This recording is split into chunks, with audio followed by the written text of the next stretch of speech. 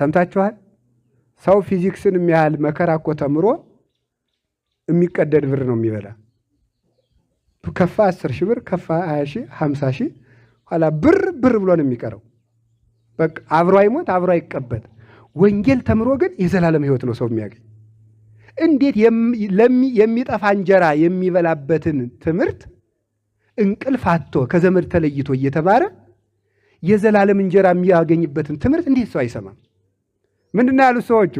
ኧረ ኑ ድግስ አለ በዘወረ ውስጥ ግራይቱ እርሻ አለኝ ይላል። ደግሞ ሆዱን እየበላ እስቲ እንዲሁ በሞት ይሁት ቃለ እግዚአብሔር ጉባኤ ሲኖር ከንስሐ አባት ጉባኤ ሊሆን ይችላል፣ ከህዝባዊ ጉባኤ ሊሆን ይችላል፣ ጧት እሑድ ሊሆን ይችላል። እንደሚለው እድር አለብኝ ዘወረ ውስጥ ግራይቱ እድር አለብኝ።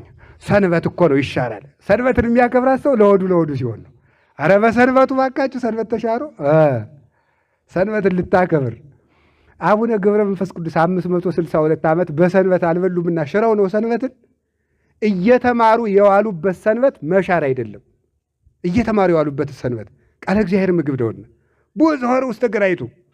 ስለዚህ ምን ይላል? እስቲ እግዚአብሔር ያሳዩ። እስቲ ለሆድ የሚፈጀውን ጊዜ ይዩት። ለራት ከራት በፊት ምንድን የሚባለው ሃፒታይዘር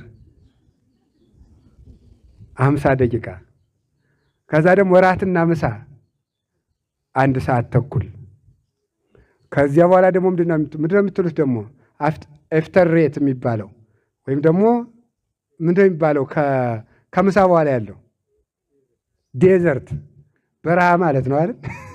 ያው በረሃ ነው አቅልጦ የሚጥል ማለት ነው። በዛ ደግሞ ያበለብ ሰው ግጥም አድርጎ ጥቅጥቅ አድርጎ በልቶ ከምሳ ከራት በፊት ሾርባ ጠጥቶ ምሳውን ግጥም አድርጎ በልቶ ደግሞ እንደገና ደግሞ እንዳል ደግሞ ዴዘርት ይልና ደግሞ ብርቱካን ከትፎ ምናምን ከትፎ ከዚያ ደግሞ ሲዋላ መጠጥ ጠላ ሊሆን ይችላል፣ ወይን ሊሆን ይችላል። በቃ እያለ ይቀጥላል። እነዚህ ሰው ደግሞ ካካካካካ ጠጡች 6 ሰዓት የተገባ 12 ሰዓት ሰው እየተንዛዛ የሚለያየው ማለት ነው። ወንጌልሳ በሰዓት ጨርሱት ይረፍድብናል። እንዲህ ግርማ አላበድንም ነው የምትሉት? አብደናል እኮ በእውነቱ ማለት ነው። እንዴት ነው እኮ የሚያቁነጠንጠን እኮ በእውነቱ ማለት ነው።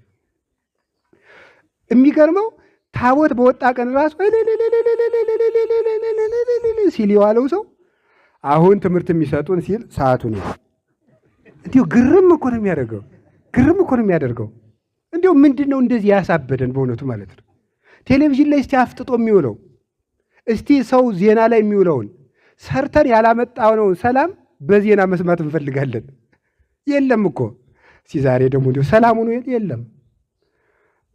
ዩቲዩቡን እዩት፣ ቴሌቪዥን እዩት፣ አስደንጋጭ ዜና ይላል።